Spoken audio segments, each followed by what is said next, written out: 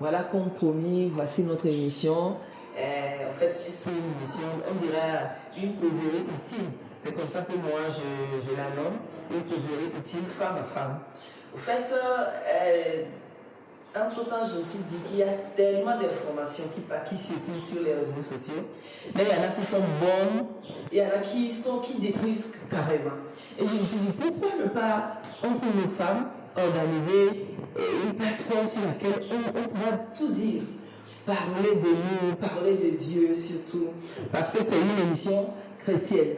Et là, je vous présente la causerie utile, femme à femme, qui sera un moment, une quinzaine de minutes au plus, dédié à tout ce qui concerne la femme.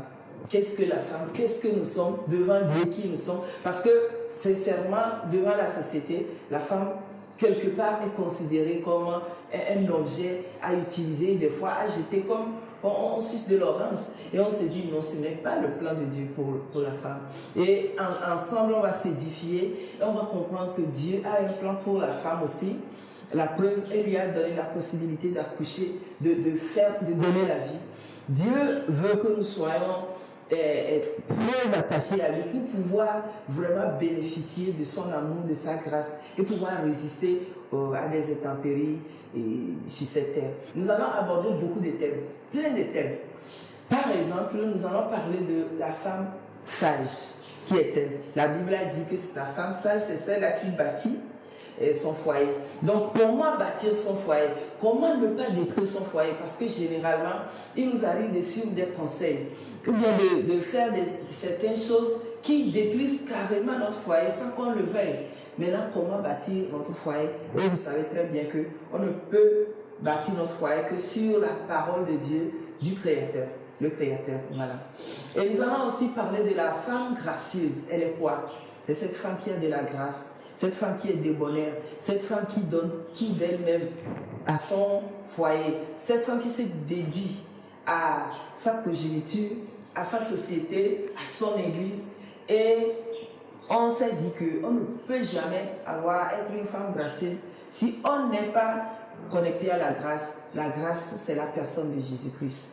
Cette personne qui est venue mourir sur nous et qui s'est offerte pour que nous puissions aussi être gracieuses envers nos enfants, envers notre mari. La femme de valeur, au fait, qu'est-ce qu'elle est? Est-ce que c'est celle-là qui s'habille bien, qui est belle, qui sait mettre les bijoux, qui a une belle voiture, une belle maison, un beau métier, un bon rang social?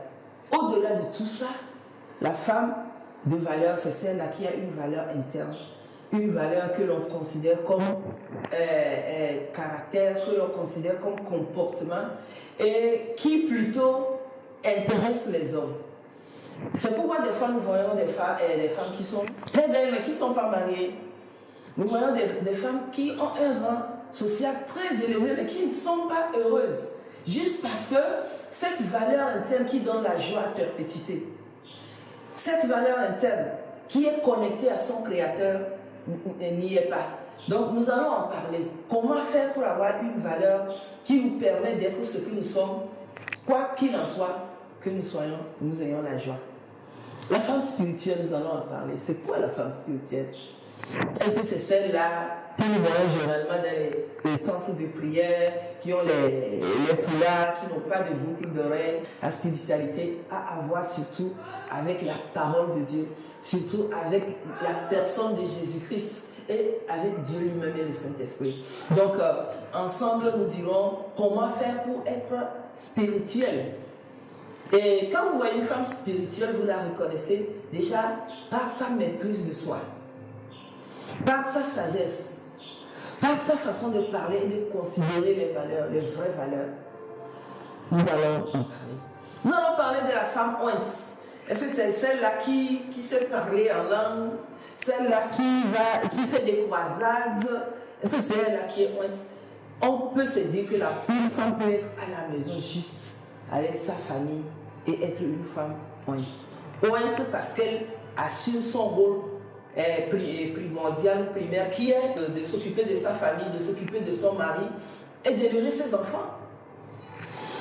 Nous allons aussi parler de la femme de vision. Généralement, nous parlons beaucoup de vision, hommes de vision, femmes de vision, mais ce qu'il y a, c'est que, à vue d'œil, nous savons que la femme est vulnérable. C'est-à-dire que chaque fois, plus elle monte dans la société, plus elle est exposée à des tentations qui font que beaucoup de femmes de vision, ce qui fait que beaucoup de femmes de vision, qu'est-ce qu'elles font? Elles détruisent leur foyer, elles se détruisent elles-mêmes en tenant ferme leur vision, en voulant aller loin, en voulant faire mieux. Et elles sont confrontées à certaines difficultés qui font que leur vision les détruise. Donc, quelle sorte de vision nous devons avoir et comment faire pour que nos visions ne nous détruisent pas? Parce que quand la vision n'est pas, et le visionnaire ou bien la visionnaire n'est pas connectée à Dieu, évidemment, elle se fait du mal. Parce que c'est la parole de Dieu qui nous amène à reconnaître notre limite en tant que femme. Qu'est-ce que nous devons faire? Je suis une femme au foyer.